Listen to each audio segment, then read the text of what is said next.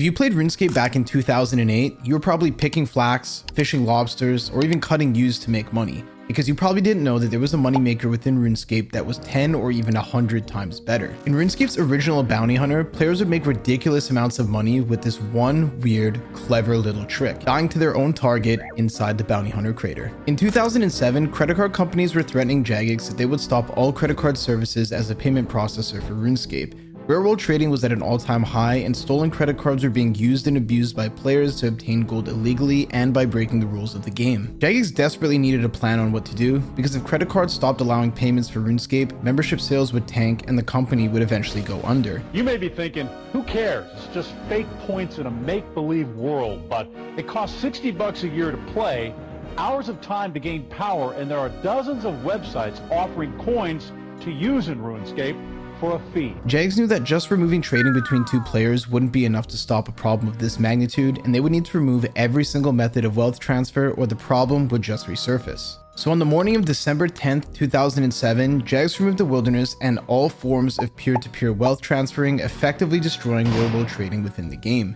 The elimination of the wilderness also meant that players could no longer stake gold or items between one another, trade freely with people in the game, drop items that would be eventually visible to other players, or transfer gold through any other means. But Jagex knew that RuneScape in those early years was heavily reliant on PKing and doing PvP within the wilderness. Unlike RuneScape of today, PvP used to be endgame content. Players would max out, join clans, and at any day on any hour, you could find the wilderness flooded with players all over the map. Unlike the version of RuneScape that we played today, PVM content was extremely limited and game modes like Iron Man weren't even released yet. This meant that anyone who wanted to make some serious cash or display their in-game skills would have to turn to the wilderness. So as you can imagine, Jagex removing everybody's favorite activity sparked riots that went on for weeks, and Jagex knew that they had to figure out a plan. On paper, Jagex's plan was simple. They wanted to have a way for players to engage in PvP, but knew that they would need an infrastructure that would make it difficult for players to also transfer gold. They thought that with this vision in mind, they would randomize fights and create a new method for how PvP would be implemented into RuneScape. So as an alternative to the wilderness, they decided to launch the very first revision of the bounty hunter craters. These craters would have 3 different entrances with 3 different level caps. First, there would be a low level crater for peers and accounts between 3 and 67 combat,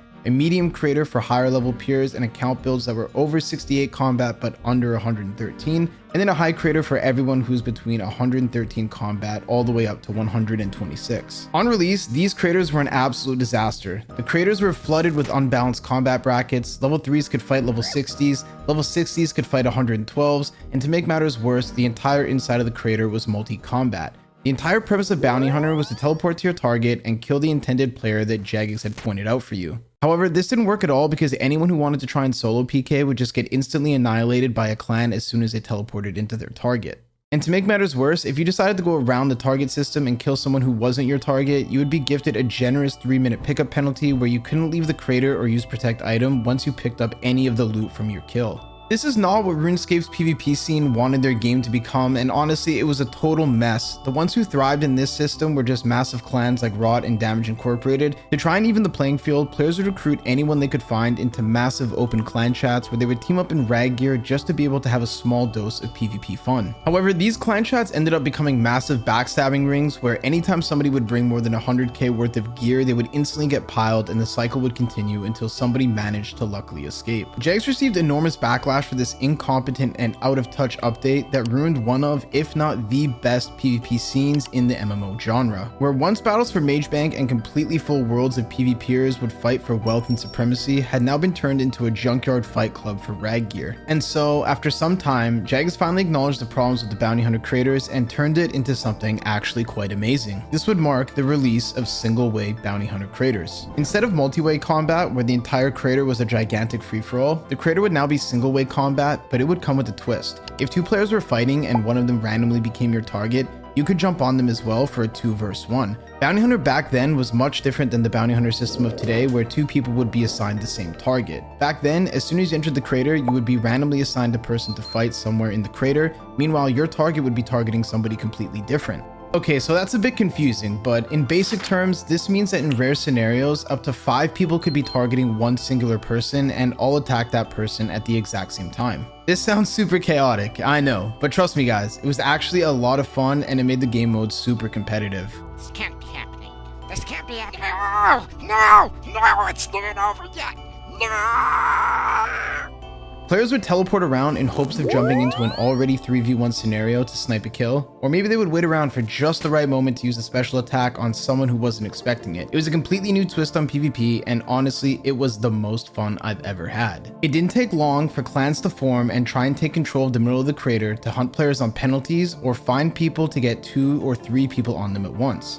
Ultimately, this would become an insane PvP moneymaker. If your clan held down control of the center, all PvP in RuneScape flowed through this one specific space, and since there was only one world, whoever held down the middle was basically controlling the game. However, this did have one flaw. Since it was single way combat, players could effectively transfer wealth to one another once again, since it was possible to tank for 3 minutes with a full inventory of food. Clans knew this, and they would hunt for players transferring wealth between one another or real-world traders down to steal the loot for themselves. 2008 was an insane year for RuneScape's PvP scene, as the bounty hunter craters were filled with fun, chaotic, and profitable rewards for anybody who dared to be an active participant. Seeing as Godswords were the new big ticket item in RuneScape around this time, being released only a few months prior back in August, tons of players were finally able to afford them and started to use them PKing inside of Bounty Hunter, and it didn't take long for people to come up with an elaborate method on just how to snatch them up. You see, the way Bounty Hunter worked in its most effective form was that clans would sit in the middle of the crater in a death dot and wait for people to teleport in using the teleport to target spell.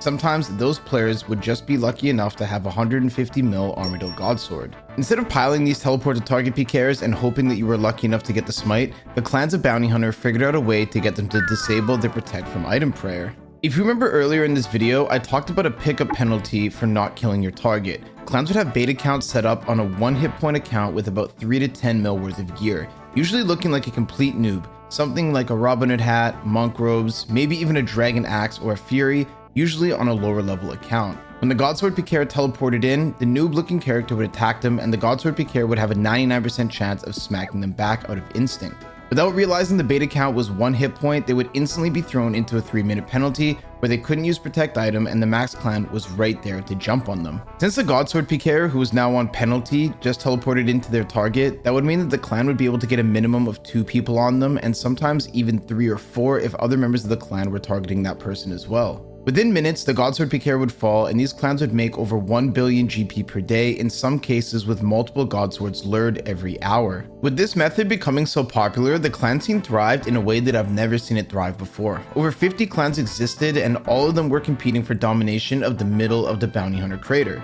Every day, gigantic wars would take place, and the winning clan would end up dominating the middle. Believe it or not, this is where ragging in RuneScape started. When a clan was pushed out of control of the middle of the crater, the sore losers would mass up in rag gear and try and make it impossible for that clan that was controlling the middle to operate their lures effectively. To combat this, most clans would have their tanks come in Vrax and camp the raggers out of the crater, but eventually this method would become so relentless that the control of the middle of Bounty Hunter would become almost obsolete. And on top of that, the Bounty Hunter PK community was very tight-knit. Seeing as that everything was just packed into 3 worlds, the crater itself was a very condensed and small space, meaning that you would basically know everybody after just PKing for a couple of weeks. So it didn't take long for people to catch on to the Godsword lure, and after some time, hardly anybody would fall for it anymore. With the method dying out and losing its popularity after having so much publicity, that's when a clan called Brutality came up with another version of this lure that worked even better. This one gets a little bit complicated, but hear me out because it's actually ingenious. Clans would sit in a random spot somewhere inside the Bounty Hunter crater,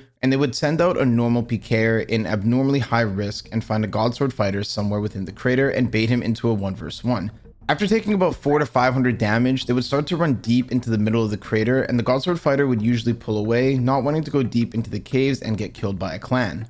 After that, the Godsword fighter would leave the craters and go and resupply at the bank. Then, from inside the clan circle, they would have a bunch of members in newbie gear log in and out to get that Godsword fighter as a bounty hunter target. Once they got him as a target, they would teleport into him and die on purpose. While he was looting the kill, since he wouldn't be on a penalty, he would be able to pick up each item without restriction. As he was looting and picking up new items from his kill, the clan would instantly execute the original bait who took 400 to 500 damage, and this would count as a kill for the Godsword PKer. Since this new kill that the clan tricked him into getting wasn't a kill on his target, he would be on a 3-minute protect item penalty, and since he also didn't realize that the clan executed someone that he fought say 30 minutes prior, as soon as he looted another item from his target kill, he wouldn't be able to leave the crater for an additional 3 minutes. At this point, he would be low on supplies, the entire clan would rush him no matter where he was in the Bounty Hunter crater, and it was almost a guaranteed kill every single time.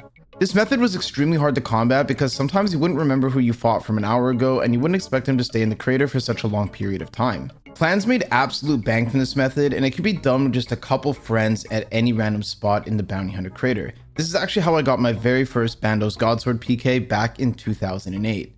The clan that I was in at the time did this method quite a bit, and let me tell you, the baits were rolling in dough. They'd be entitled to 1/3 split of a 150 mil item, and back then, at the start of no free trade, this was the best moneymaker in all of RuneScape. And to add additional benefit, since there was no free trade, having a clan that would protect you while transferring gold to your friends or teammates during the Bounty Hunter era was a great way to guarantee a successful trade. In those early days, you could camp something like Armadillo for weeks without getting a hilt, in which you would need to share your team, or you could just bait multiple Godswords a day, rack in hundreds of mils every single week, have a ton of fun, and do a seemingly effortless task. This is how clanning in RuneScape became the most profitable way to make money in 2008 and 2009. Without free trade, staking, or any other easy methods for making gold, PvP was once again RuneScape's best moneymaker. Some of the top bounty hunter clans like Kill Orgy, Aggression, Damage Incorporated, Rot, Brutality, and Infamous PKers were not only the best PKers in RuneScape, but they also were home to some of the most wealthy players in all of the game. The bounty hunter scene in RuneScape was a brief yet significant chapter in the game's history, one that not many players unfortunately got to experience. It was eventually phased out the following year with the launch of PvP and Bounty Hunter Worlds. However, for those who got to participate in a short-lived run, they really do know how competitive and rewarding this minigame was, offering both excitement and immense profit. If you enjoyed this video and you want to see more lore of RuneScape's PvP past before Jags allowed it to be overran by cheat climbing and a lack of updates, then subscribe for more, like this video, and let me know what you guys would like me to cover next.